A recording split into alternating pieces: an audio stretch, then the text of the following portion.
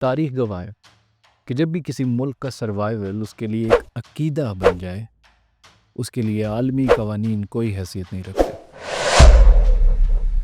اسرائیل کی foreign policy میں ایک انسیڈ ٹروتھ جسے کہا جاتا ہے وہ یہ ہے کہ اسرائیل کبھی بھی کسی ریڈیکل مسلم کنٹری کو نیوکلیر پاور نہیں بننے دے گا۔ عراق سے لے کر شام تک اور اب 2025 میں ایران، اسرائیل نے ہر اس اسلامی ملک کو جو اس کے لیے ایک تھریٹ ثابت ہو سکتا تھا اس کو ایلیمینیٹ کیا۔ آج کا سوال یہ ہے کہ کیا اسرائیل کی اس ڈی نیوکلرائزیشن کیمپین کا اگلا نشانہ پاکستان ہو سکتا ہے؟ میں ہوں فاران شکیل اور آپ دیکھ رہے ہیں دی rationalist. mission that we have is to prevent a militant Islamic regime from meeting up with nuclear weapons or from nuclear weapons meeting up with a militant Islamic regime. The first is called Iran, the second is called Pakistan. If these radical regimes have nuclear weapons, they will not obey the rules that have been obeyed in the last almost 7 decades. And they can threaten our world. So the first thing is to stop them from getting these weapons. That's mission number 2. تو دوستو، ان دونوں ممالک کی nuclear ڈاکٹرائنز کو سمجھنے کے لیے پہلے آپ کو ان کی نیوکلیر پالیسیز کو سمجھنا پڑے گا۔ اسرائیل کی پوری نیوکلیر ڈاکٹرائن 2 نیوکلیر پالیسیز کے اوپر کام کرتی ہے، جن میں سے ایک بیگن ڈاکٹرائن جو کہ بیسیکلی ایک سروائیول سینٹرک ڈاکٹرائن ہے۔ سروائیول سینٹرک ڈاکٹرائن کا مطلب یہ ہے کہ اسرائیل اپنے سروائیول کو تھریٹ کرنے والے ہر اس ملک کے خلاف پریمپٹیو سٹرائکس کرے گا جو اس نے کی بھی تاریخ میں۔ عراق، شام اور ایران کی مثالیں آپ کے سامنے ہیں۔ اور دوسری ڈاکٹرائن جو اپنے وار ہیڈز کے بارے میں وہ رکھتا ہے that is nuclear opacity. Nuclear opacity کا مطلب کیا ہے؟ نیوکلیر اوپیسٹی کا مطلب یہ ہے کہ اسرائیل یہ کلیم کرتا ہے کہ وہ کبھی بھی مشرق وسطیٰ میں پہلا ملک نہیں ہوگا جو ایٹمی ہتھیار حاصل کرے گا۔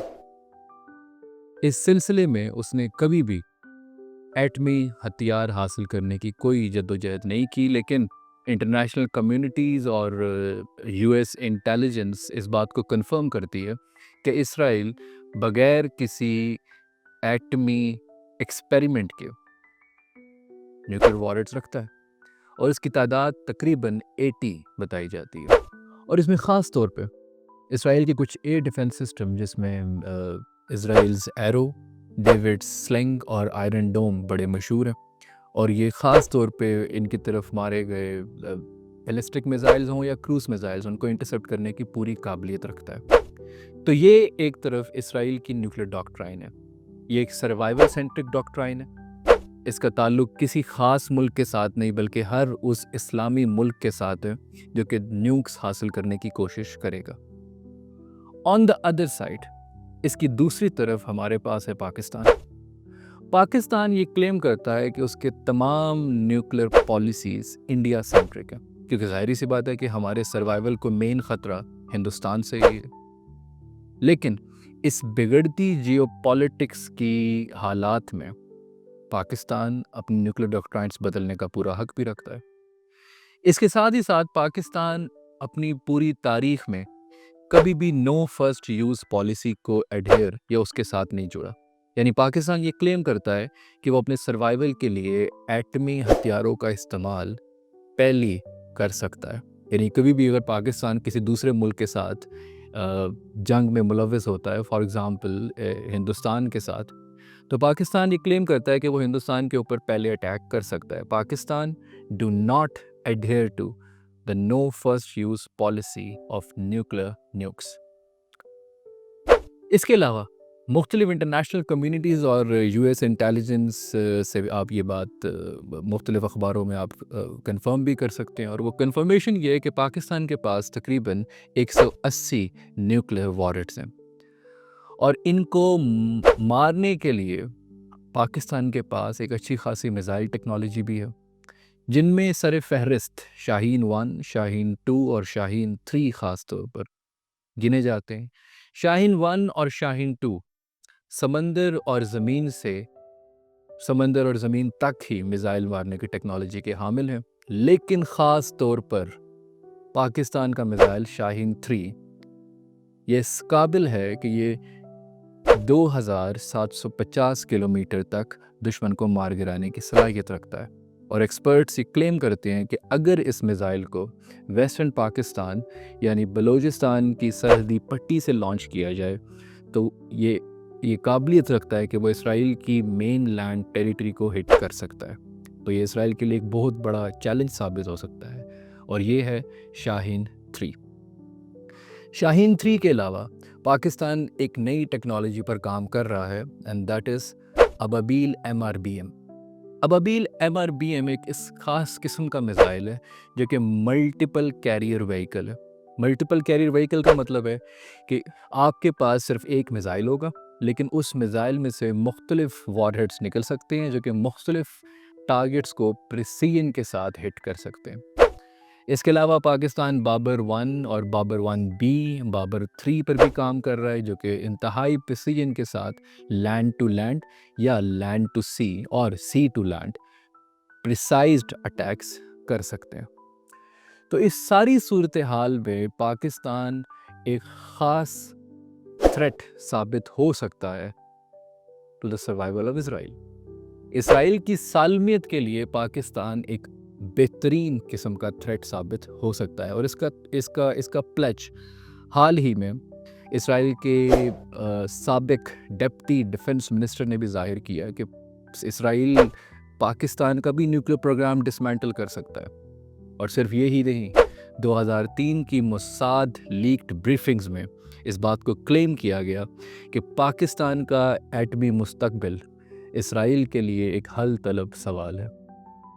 حال ہی میں جب ایران کے اوپر اسرائیل نے اور یونائٹڈ اسٹیٹس نے کچھ سٹرائکس کی اور ان کے نتانز اور اصفہان کے نیوکلیئر پاور پلانٹس کو انہوں نے کلیم کیا کہ انہوں نے خاطر خواہ نقصان پہنچایا.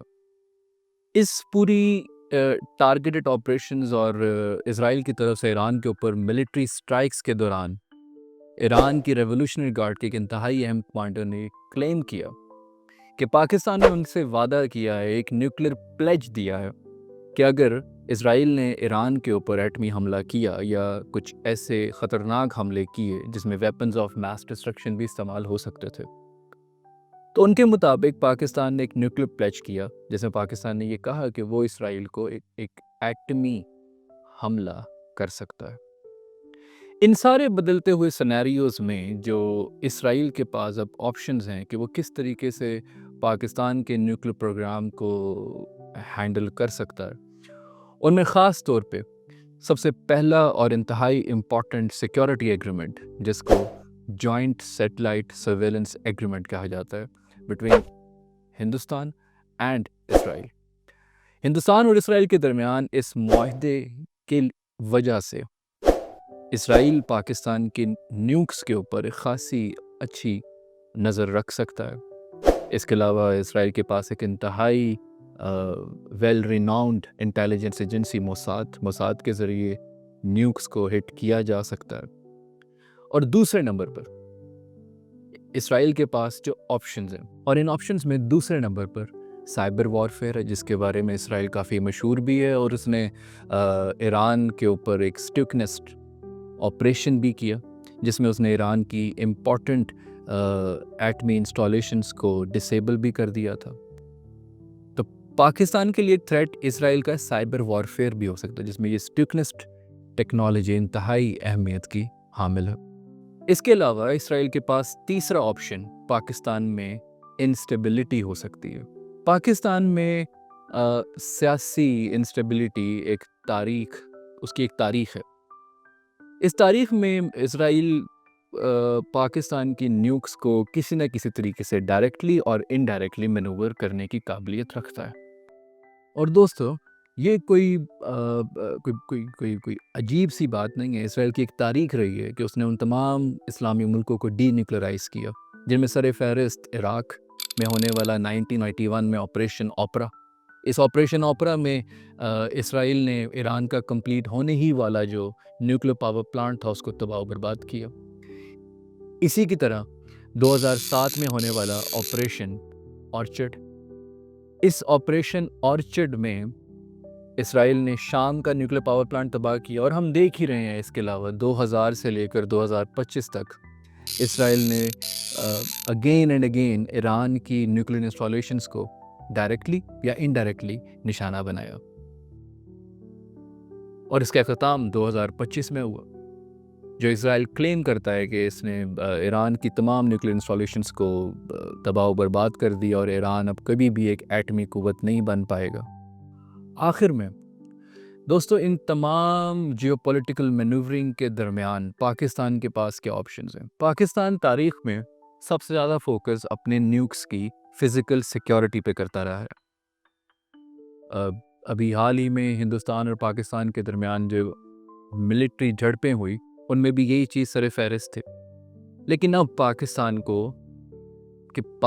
کے پالیسی میکرز کو تھوڑا سا آؤٹ آف دا باکس سوچنا پڑے گا، اور out of the box thinking میں سب سے امپورٹنٹ پاکستان کو جیو پولیٹیکل مینوورنگ سمجھنی پڑے گی۔ پاکستان بے شک ساؤتھ ایشیا کا ایک ملک ہو، لیکن کیونکہ ایران کے ساتھ اس کے آئیڈیالوجیکل اور ایک نیبر بھی ہے، یہ تمام تعلقات کو اگر آپ مد نظر رکھیں تو پاکستان بھی اس مڈل ایسٹ کی دا گریٹ گیم کا حصہ بن سکتا ہے، جیسے کہ اس کا اظہار اسرائیل کے ایکس ڈپٹی ڈیفنس منسٹر نے بھی کیا کہ اسرائیل پاکستان کے نیوکس کو ڈسمینٹل کر سکتا ہے۔ اگر اسرائیل اس حد تک جا سکتا ہے تو پاکستان کے پاس کیا آپشن ہے؟ پاکستان کو آؤٹ آف دا باکس سوچنا پڑے گا۔ پاکستان کی جو نیوکلیر پالیسی ہندوستان سینٹرک ہے، اس کو اس بڑے سینیریوز میں بھی دیکھنا پڑے گا۔ اب نہ صرف فزیکل سیکیورٹی، بلکہ پاکستان کے پالیسی میکرز کو سائبر اٹیکس کے لیے بھی اپنی نیوکس کو تیار رکھنا پڑے گا۔ اس کے علاوہ جیو پولیٹیکل مینوورنگ بھی ہے، اور اسرائیل جب بھی کنٹینمنٹ کا سہارا لے گا تو اس کا مطلب صرف پاکستان سے ڈپلومیسی نہیں ہوگا۔ تاریخ اس بات کی گواہ ہے کہ اس کا مطلب کوورٹ آپریشنز بھی ہو سکتا ہے۔ اور آخر میں پاکستان کو ایک اسٹریٹجک فورسائٹ بھی رکھنی پڑے گی۔ پاکستان کو یہ سمجھنا پڑے گا کہ اگر آپ ایک اسٹریٹجک ڈیٹرنس نہیں ہیں تو آپ اسرائیل کا اگلا ٹارگٹ بھی ہو سکتے ہیں۔ تھینک یو ویری مچ۔ میں ہوں فرحان شکیل۔ اگر آپ کو یہ ویڈیو پسند آئی ہے تو اس کو لائک، شیئر اور سبسکرائب کیجیے گا۔ Thank you very much.